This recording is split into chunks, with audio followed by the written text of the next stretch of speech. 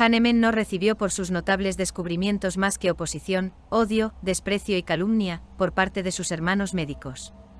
Al final no pudo soportar esto más, y apeló al público contra los prejuicios y la injusticia de sus hermanos profesionales, y en adelante publicó sus ensayos y artículos en una revista de literatura y ciencia generales titulada Gaceta General de los Alemanes. En esta revista publicó una serie de brillantes ensayos, que ganaron para la homeopatía el apoyo del público inteligente en general, y como dice de Odgeon, las doctrinas que fueron rechazadas desdeñosamente por los escribas y fariseos de la vieja escuela, encontraron favor con el público, y el número de sus admiradores y discípulos no médicos aumentaba de día en día.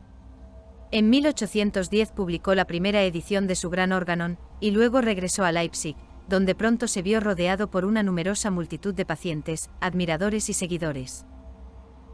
Mientras trataba a sus detractores y calumniadores con silencioso desprecio, Hahnemann se dedicó a probar medicamentos y recopilar síntomas patogénicos, y en 1811 comenzó con el primer volumen de su gloriosa Materia Médica Pura, que constituye el monumento más grandioso jamás erigido por ningún médico en el mundo occidental.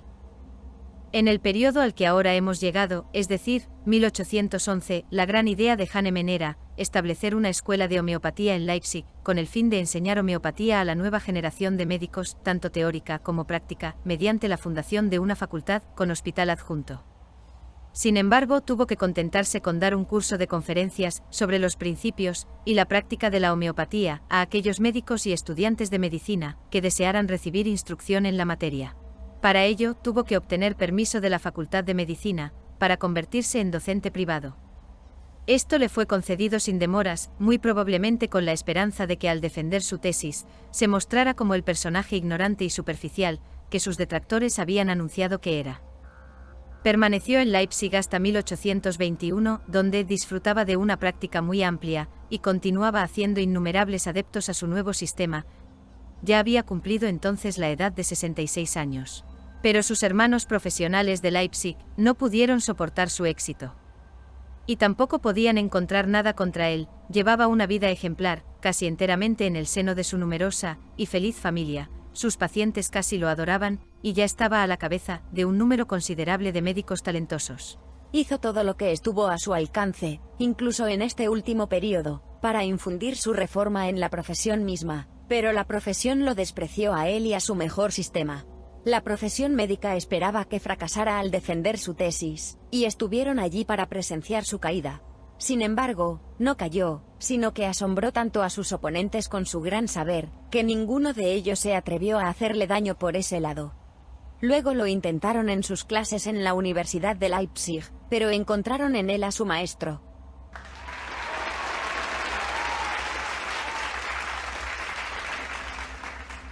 La enfermedad es solo un modo de acción modificado, un cambio vibratorio.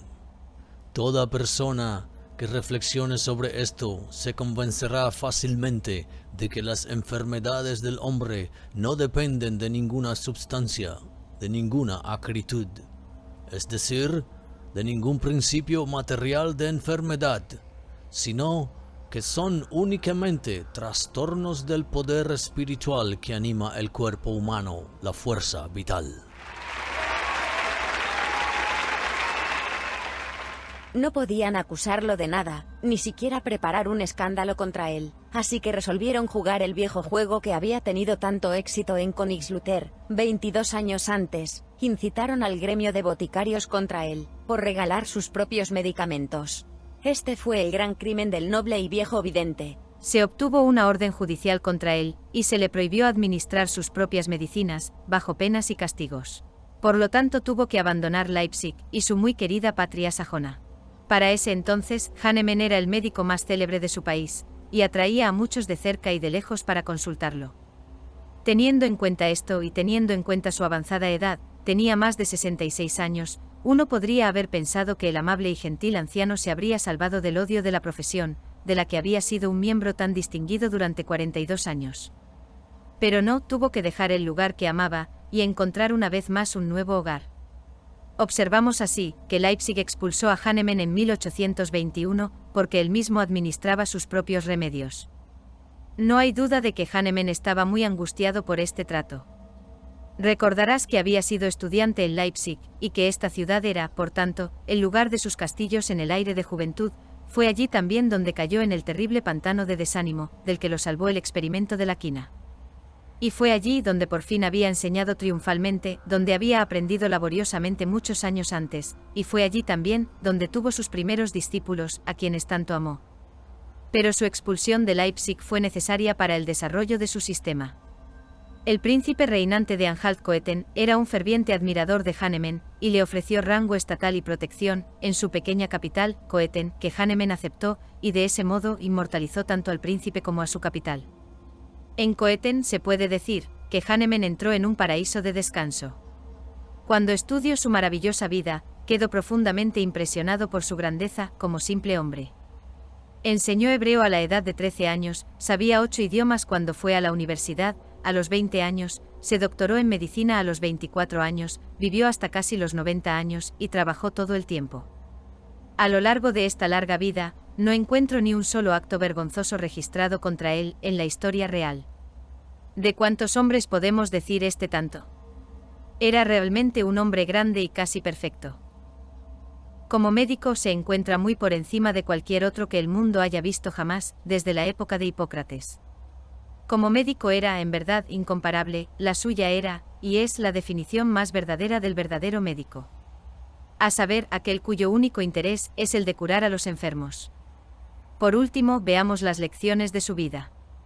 Desde su niñez, desde su juventud, desde su madurez y desde su vejez, aprendemos laboriosidad, perseverancia, amor por el aprendizaje, devoción a la ciencia para el beneficio directo de la humanidad, sencillez de mente, honor y nobleza impecables e irreprochables y al mismo tiempo manteniendo una fe firme en Dios. En pocas palabras, se atrevió a ser sabio.